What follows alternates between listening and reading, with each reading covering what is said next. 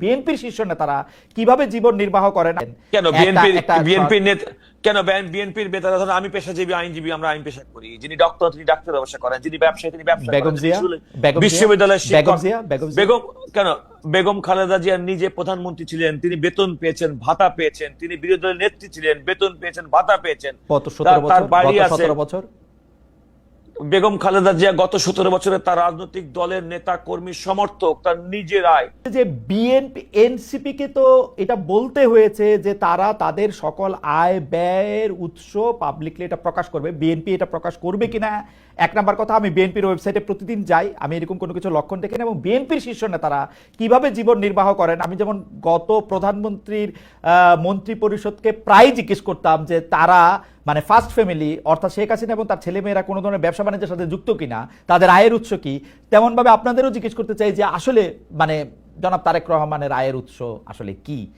আপনি বাংলাদেশের সবচেয়ে, আমার ধারণা এখন সবচেয়ে বেশি আয় যারা করেন সেই আইনজীবীদের একজন, আপনি জানেন যে আয় এবং ব্যয় কাকে বলে, এটা কি রকম ঘটনাটা একটু যদি বলেন আমাদেরকে। না, আপনি যেমনটি বললেন বিএনপির একজন প্রতিনিধি হিসেবে আমিও তো বিএনপির কেন্দ্রীয় কমিটির সদস্য, আমাকে জিজ্ঞেস করেন। আমার একমাত্র পেশা আইন পেশা। আপনারা জিজ্ঞেস করে তো আপনি তারেক রহমানের কথা বলেন, আপনি কি করেন এটা আমি জানি। শুনেন, আমার দলের নেতা তাকে এই প্রশ্নটা আপনি করবেন। আমার মনে হয় বাংলাদেশে তাকে তো আমি পাই না আজকে না, কিন্তু আপনার মাধ্যমে আপনি বলে রাখি তাকে আমি পাই না আজকে না, কিন্তু তিনি যখন টিভিতে নিষিদ্ধ, কেউ তাকে টিভিতে দেখায় না, সেই গত 5 বছর 6 বছর 7 বছর ধরে আমি তার একটা ইন্টারভিউর জন্য আপনাকেও আমি বহুবার বলছি, ইউ নো দ্যাট। এবং আমি আপনাকে বলি, সুতরাং আমার দলের নেতা তার নিশ্চয়ই তিনি বৈধ উৎস এবং আছেন। এই জাতীয় সরকারটা কাজল ভাই, এই জাতীয় সরকারটা অনেকটা জাতীয়তাবাদী জাতীয় সরকার হবে, তাই তো? মানে আপনার যাকে পছন্দ তাকে আপনি নেবেন। আপনি তাই যদি হয়ে থাকে তাহলে কেন বিএনপি এককভাবে পার্লামেন্টে দ্বিকক্ষ বিশিষ্ট পার্লামেন্টে কথা যাবে? বিএনপি তো দেশের বুদ্ধিজীবী সুশীল সমাজ, শিক্ষিত মানুষ, এই সমস্ত মানুষদেরকে ইনভলভ করানোর জন্য উচ্চ কক্ষের বিধান বিএনপি মেনে নিয়েছে। এবং বিএনপি নারীদেরকে ক্ষমতায়ন করার জন্য, সংসদে নারী আসন বাড়ানোর জন্য 100 আমার মনে হয় কাজল ভাই এইটা আরেকদিন আপনি কেন্দ্রীয় সদস্য হিসেবে আমরা আরেকদিন আপনার কাছে স্পষ্ট করব। আর্থিক স্বচ্ছতার প্রসঙ্গটা যদি আপনি একটু বলেন যে আর্থিক স্বচ্ছতার জায়গাটা এই কাছে আমি আপনাকে বলি, আমি যতটুকু জানতে পার্টি হিসেবে আমি if I am not wrong, যতটুকু আমার জানা মতে প্রত্যেকটা রাজনৈতিক দল, নিবন্ধিত রাজনৈতিক দলের প্রত্যেক বছরের আয় ব্যয়ের হিসেব নির্বাচন কমিশনে জমা দিতে হয়। আমার জানা মতে বিএনপি গত বছরের আয় ব্যয়ের হিসাব নির্বাচন কমিশনকে জমা দিয়েছে।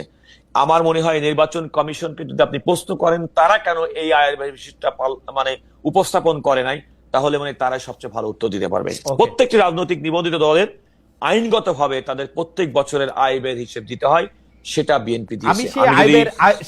আমি সেই আয় ব্যয়ের হিসাব মোরলেস 98 সাল থেকে আমি পরীক্ষা করতেছি। সেই আয় ব্যয়ের হিসাবটা যতটুকু বাংলাদেশের নির্বাচন কমিশনের আরপিও অনুসারে যতটুকু দিতে হয় ততটুকু এটা পরিষ্কার না। যেমন আমি এখনো জানি না ওই এত হিসাব পড়ার পর যে আসলে বিএনপির নেতারা কি করেন আমি বুঝি না। কিন্তু একটা ব্যবসা লিখে রাখেন কেন বিএনপির নেতারা ধরেন আমি পেশাজীবী আইনজীবী, আমরা আইন পেশা করি, যিনি ডক্টর তিনি ডাক্তার ব্যবসা করেন, যিনি ব্যবসায়ী তিনি ব্যবসা করেন, বিশ্ববিদ্যালয়ের শিক্ষক বেগম খালেদা জিয়া নিজে প্রধানমন্ত্রী ছিলেন, তিনি বেতন পেয়েছেন, ভাতা পেয়েছেন, তিনি বিরোধী দলের নেত্রী ছিলেন, বেতন পেয়েছেন, ভাতা পেয়েছেন। তার বাড়ি আছে। বেগম খালেদা জিয়া গত 17 বছরে তার রাজনৈতিক দলের নেতা কর্মী সমর্থক তার নিজের আয়, তার কি সন্তান আছে, সমস্ত কিছু আছে। বেগম খালেদা জিয়ার আয় অ্যাবসলিউটলি আমরা এই জিনিসগুলি জনাব তারেক রহমান এবং বেগম খালেদা জিয়া এই আরেকটা কথা বলি, আমি আরেকটা কথা সময় নাই। খালেদা জিয়া তো বাংলাদেশের একজন আয়করদাতা। রাইট। আপনি যদি ওইভাবে বলেন তাহলে আপনি যদি কোনো কারণে বাংলাদেশের একজন নাগরিক হিসেবে, প্রথম শ্রেণীর নাগরিক হিসেবে যিনি আয়কর প্রদান করেন, তো তিনি তো তার আয়ের উৎস আয়কর বিভাগের কাছে সুস্পষ্টভাবে বলেছেন এবং সেটা সেখানে সংরক্ষিত আছে।